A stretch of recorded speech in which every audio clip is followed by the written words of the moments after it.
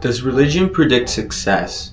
I think everybody wants their own religion to really well correlate with prosperity. I think that's something that's innate in us. We know we're humans, we want to win, and obviously, if we think that certain things are true, then we would really like for those things that are true to also be correlated with, countries being developed or populations thriving or prosperity or material wealth.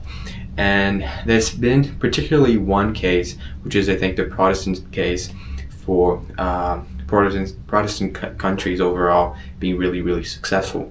And at a first glance, obviously, you see historically Protestant countries, they're in northwestern Europe and the US. And those indeed have been some of the richest countries in the world for quite a long time.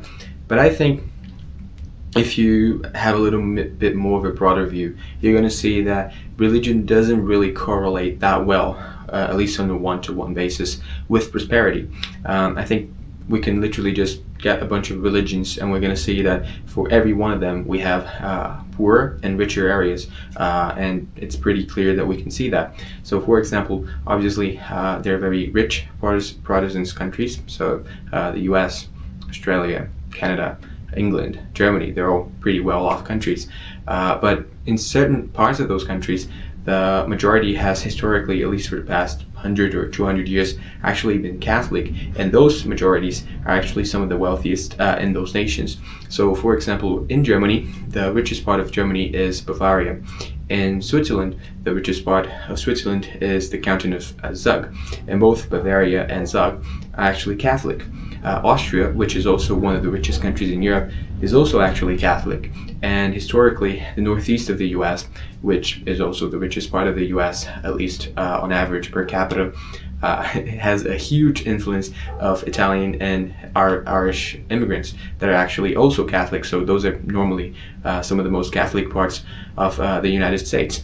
So you can see just from the start that it isn't exactly a one-to-one comparison. We can also have some atheist countries. So Singapore is pretty much one of the most atheist countries in the world now.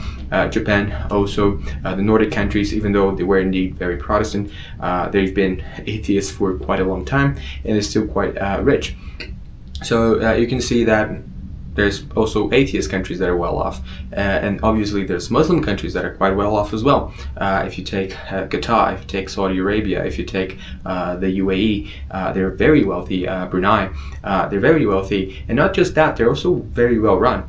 And one thing you could say as well, but they have oil, they have all those natural resources, and that's true, they do. But having natural resources is by far away not a guarantee that you're going to be a wealthy country. So much so that there are countries that are also just neighboring those countries, and they're Muslim as well, and they also have natural resources, but actually quite poor. Venezuela has an abundance of natural resources. It's also poor. So you can see that there are rich Muslim countries, there are rich atheist countries, or at least more recently, countries that have become atheists and have remained quite wealthy. We see that there are a lot of rich Protestant countries. We've seen that even in those Protestant countries, sometimes the richest communities are actually Catholic. And what you can start to notice is that religion actually doesn't exactly correlate with material well-being.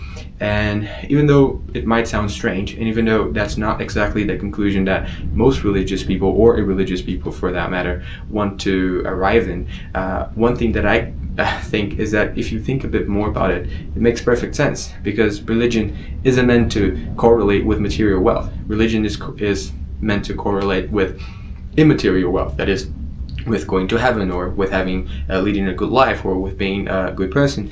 And those things do not necessarily align with living or being in a prosperous society, because obviously if your sole goal is to make money, it might end up that you have more money than someone whose sole goal is to go to heaven.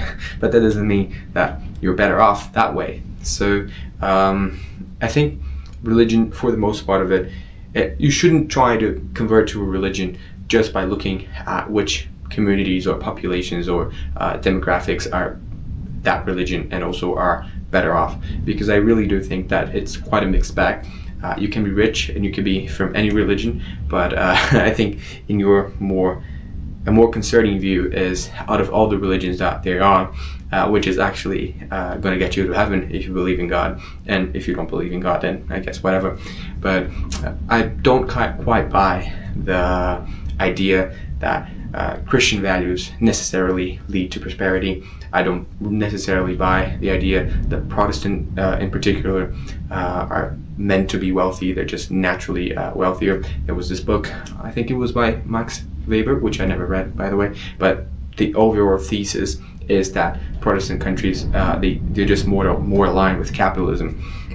And that could be true. But again, like I said, there's plenty of other countries that are not Protestant at all that are doing pretty well for themselves. So I think that we shouldn't assume that there is this correlation. If you think there is, I would love to hear your ideas. So just talk to me in the comments below. All right?